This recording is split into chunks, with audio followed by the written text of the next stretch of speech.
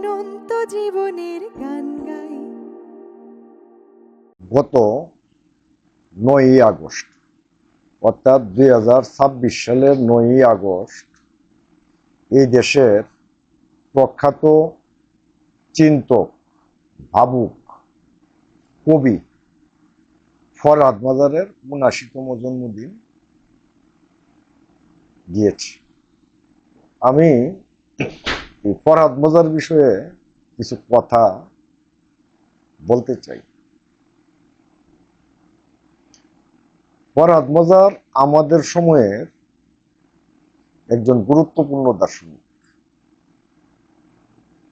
এবং কেন গুরুত্বপূর্ণ এটা আমি একটু আজকে ব্যাখ্যা করতে চাই। অনেকেই ভাবছেন যে আমি বোধহয় ফরহাদ মাজারের চেলা। বিষয়টা এরকম না, কারণ আমি ফরহাদ মাজারের চেলা নই।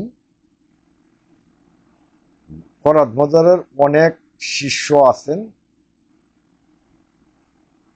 তারা তার সম্পর্কে আরো ভালো বলবেন। কিন্তু আমি এমন একটা জায়গায় বসে এই পৃথিবীটাকে দেখি, আমি এমন একটা জায়গায় বসে আমি বাংলাদেশটিকে দেখি, সেটা একবারে অন্ধকার একটা কোণ থেকে কুপিবাতি দিয়ে আসলে এই জগৎটাকে দেখতে চেষ্টা করি।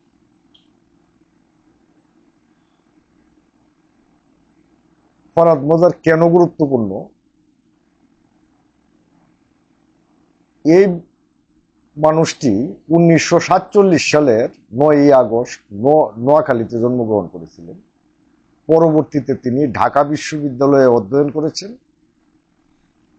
তারপরে তিনি নিউ ইয়র্কেও পড়াশোনা করেছেন। তিনি অনেক কিছুই হতে পারতেন, বিশ্ববিদ্যালয়ের শিক্ষক বা অন্যান্য যে কোনো পেশায় তিনি নিজেকে নিয়োজিত করতে পারতেন। কিন্তু মাঝে মধ্যে কিছু কথা বা চিন্তা বা প্রশ্ন, তার প্রশ্নগুলি আমাদেরকে চমকিত করে। ফরহাদ মাজারকে বুঝতে হলে এই বাংলার জাতিসত্তাকে বুঝতে হবে। এখন বলতে পারেন যে আমি ধান বানতে শিবের গীত গাচ্ছি। আচ্ছা, এই যে আমাদের দেশে কোন বিশ্ববিদ্যালয়গুলি আছে, এদের কাজ কি? যে বিশ্ববিদ্যালয়গুলিতে ছাত্ররা পড়াশোনা করে, সেই বিশ্ববিদ্যালয়গুলির কাজ কি? ছাত্র প্রোডাকশন দেওয়া আর সেখানে কর্মের কিছু কর্মী বের করা এবং টাকা উপার্জনের মেশিন বানানো, নাকি মুক্ত চিন্তা করা? এটা একটা প্রশ্ন। এইরকম অসংখ্য প্রশ্ন ফরহাদ মাজার করেন। তিনি প্রশ্ন করতে জানেন এবং উত্তরও দিতে জানেন। এটা হচ্ছে ফরহাদ মাজারের বিশেষত্ব। এটা কিভাবে তৈরি হইল? আপনারা দেখেন, ঢাকা বিশ্ববিদ্যালয়ে থেকে যে চিন্তাটা বের হওয়ার কথা ছিল, সেই চিন্তাগুলি বের হয় ফরহাদ মাজারের মস্তিষ্ক থেকে। অথচ এই চিন্তাগুলি একটা পাঠচক্রের মাধ্যমে ঢাকা বিশ্ববিদ্যালয় থেকে বের হওয়ার কথা ছিল। সেইখানে ফরহাদ মাজারের একটি গ্রুপ আছে, সেটা হলো চিন্তা পাঠচক্র। এখন বলতে পারেন যে চিন্তা পাঠচক্র আবার কি? এই দেশের অনেক মানুষ জানেনই না যে চিন্তার মাধ্যমে সমাজ বদলাই দেওয়া যায়। এই দেশের অনেক জ্ঞানী গুণী ব্যক্তি, অনেক পড়াশোনা করা ব্যক্তি, তারা জানেনই না যে একটা পাঠচক্রের মাধ্যমে অভূতপূর্ব ঘটনা ঘটানো যাইতে পারে বা একটা সমাজকে পরিবর্তন করে দেওয়া যেতে পারে। অনেকেই জানেনই না যে জাহাঙ্গীরনগর বিশ্ববিদ্যালয়ে একটি পাঠচক্র আছে। এই পাঠচক্রের নাম হচ্ছে বুদ্ধিশক্তি। সেখান থেকে বিভিন্ন দর্শনের এবং মুক্ত চিন্তার চর্চা করা হয়। আরেকটি পাঠচক্র আছে, এটা হলো ফরহাদ মজার পরিচালিত চিন্তা পাঠচক্র। সেখানেও বিভিন্ন চিন্তা এবং প্রশ্ন উত্থাপন করা হয় এবং এগুলি সমালোচনা করা হয়। আবার আমাদের এই নেত্রকোনায় যতীন সরকারের একটা পাঠচক্র ছিল, যতীন সরকারের জ্ঞান আশ্রম। তিনি প্রয়াত হয়েছেন, এটা সমাপ্তি ঘটে গেছে। আর দুইটা চিন্তা এখন সচল আছে, একটা জাহাঙ্গীরনগর বিশ্ববিদ্যালয় হইতে উদ্ভূত বোধিসত্ত্ব, আর একটি হচ্ছে চিন্তা চিন্তা পাঠ্য। এগুলি আমরা প্রগতিশীল ধারার চৈতন্যের অংশীদার হিসাবে আমরা মনে করতে পারি। ফরহাদ মজার যাই বলুক না কেন, তিনি এটার একটার কাণ্ডারি, এই দুইটা পাঠ্যক্র। এটা অনেক গুরুত্বপূর্ণ বিষয়। আর একটা গুরুত্বপূর্ণ বিষয় হচ্ছে, তার এক সময় মনে হইল যে যখন আমি এই সমাজ নিয়ে কথা বলবো, আমাকে উৎপাদনের সাথে, বা আমি যখন চিন্তা করব, আমাকে উৎপাদনের সাথে জড়িত হইতে হবে। তিনি উবিনিক গঠন করে সরাসরি উৎপাদকের ভূমিকায় তিনি অবতীর্ণ হয়েছে এবং সেখান থেকে অভিজ্ঞতাটা নিয়ে তিনি কৃষকের বা শ্রমিকের চৈতন্যের সাথে একাত্ম বোধ করেছেন। অনেক সময় তাকে বলা হয় তিনি উগ্র ডানপন্থার সমর্থক। আমি সেটারও বিরোধিতা করি। কেন করি আপনারা খেয়াল করবেন, তিনি তখনই উগ্র ডানপন্থাকে প্রচ্ছন্ন সমর্থন দিয়েছেন যখন এই ব্যক্তিগুলি বা গোষ্ঠীগুলি মজলুম হয়েছে।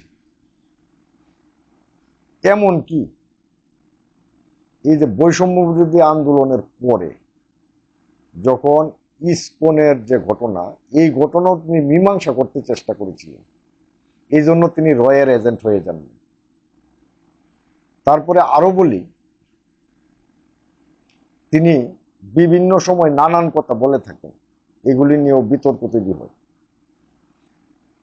কিন্তু একটা জিনিস বুঝতে হবে যে ফরহাদ মজাদের কণ্ঠস্বর যতদিন পর্যন্ত সমাজে কণ্ঠস্বরগুলি থাকবে, এই ভিন্ন মতাবলম্বী মানুষগুলি, ততদিন বুঝতে হবে এই সমাজে কথা বলা যাবে।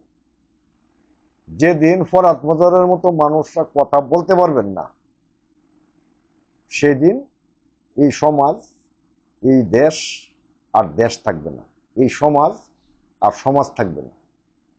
সুতরাং ফরহাদ মজার হচ্ছে আমাদের সমাজের একটা মানদণ্ড, মানে সমাজে এমনই একটা মানদণ্ড, তিনি যখন কথা বলেন, তিনি যখন কথা বলতে পারবেন, তখন বুঝতে হবে যে এই সমাজে কথা বলার মতো পরিবেশ আছে। তিনি যখন যেদিন কথা বলতে পারবেন না, সেদিন বুঝতে হবে এই সমাজে কথা বলার মতো আর পরিবেশ নেই। এটা হচ্ছে ফরহাদ মজার এই জন্য গুরুত্বপূর্ণ। আরেকটা বিষয় হচ্ছে, আপনি দেখেন, তিনি যেমন আপনারা বলতেছেন যে তিনি উগ্র ডানপন্থার প্রচ্ছন্ন সমর্থক ছিলেন, সেটা কবে? একটি কর্তৃত্ববাদী শাসন আমলে। কিন্তু যখন টার্ন হইল, ক্ষমতা অন্য জায়গায় নিল, মজলুম যখন জালেম হয়ে গেল, তখন কিন্তু ঠিকই এই যে মাজার ভাঙ্গার বিরুদ্ধে অবস্থান নিয়েছেন। অর্থাৎ এই লোকটি আজীবন মজলুমের পক্ষে। এতে করিয়া যদি কারো চৈতন্যের সাথে সাংঘর্ষিক হতে বিষয়টা, তাহলে তাকে ওই অপোজিশন, তার অপোজিশনের আর একটা পক্ষের সাথে মিশিয়ে দিচ্ছে। এই যে বহুরূপী ট্যাগ, এই ট্যাগ পাওয়ার যোগ্যতা পৃথিবীতে কয়জনের আছে? বাংলাদেশে কয়জনের আছে? ফরহাদ মজারের আছে। একবার তাকে আপনারা বলতেছেন উগ্র ডানপন্থী, একবার তারে বলতেছেন কমিউনিস্ট, প্রগতিশীল, একবার তারে বলতেছেন যে জামাতের লোক। কিন্তু ফরহাদ মজার কিন্তু বলে দিচ্ছেন সমাজের দ্বন্দ্বগুলি আবিষ্কার করে তিনি একটা কথা বলতে চেষ্টা করেন। তিনি কিন্তু আমাদেরকে বলে দিচ্ছেন যে যতদিন আওয়ামী লীগ থাকবে ততদিন জামাত থাকবে, যতদিন জামাত থাকবে ততদিন আওয়ামী লীগ থাকবে। এই কথাটা কিন্তু খুব তাৎপর্যপূর্ণ। এই কথাটা বুঝতে হবে। অর্থাৎ ফরহাদ মজার এক এক সময় এক এক কথা এই কারণেই বলে থাকেন, আমার যেটা ধারণা তিনি আসলে এই বিভাজনগুলি মানতে পারতেছেন না। তিনি চান একটা ঐক্যের সংস্কৃতি চালু করে এই বিভাজন রেখাগুলি ওমিট করে বাংলাদেশ রাষ্ট্রটা গঠন হোক। এই জন্যই তিনি এই অভ্যুত্থানের একটি প্রভাবশালী ভূমিকা রেখেছেন। অভ্যুত্থান পরবর্তী সময়ে তিনি একটি বিপ্লবী সরকার গঠনের কথা বলেছেন এবং সংবিধানকে তিনি অস্বীকার করতে বলেছেন। পর মুহূর্তে আবার হাজারভাঙ্গা বা এই সমস্ত মব এগুলির বিরুদ্ধে অবস্থান নিয়েছেন। এই যে একটা মানুষের অঙ্গে এত রূপ, এই রূপটাকে এটা একটা ভিন্ন মত। তিনি একজন ভিন্ন মতাবলম্বী। তিনি একটি চিন্তাকে অগ্রসর করে নিতে চেষ্টা করছেন। যে কারণে আমি বলতে চাই ফরহাদ মজারের কণ্ঠস্বর যতদিন সচল থাকবে ততদিন বুঝতে হবে যে এই সমাজে কথা বলার মতো পরিবেশ আছে। যেদিন ফরহাদ মজার আর কথা বলতে পারবে না সেদিন বুঝতে হবে যে এই সমাজে আর কথা বলার মতো পরিবেশ নাই।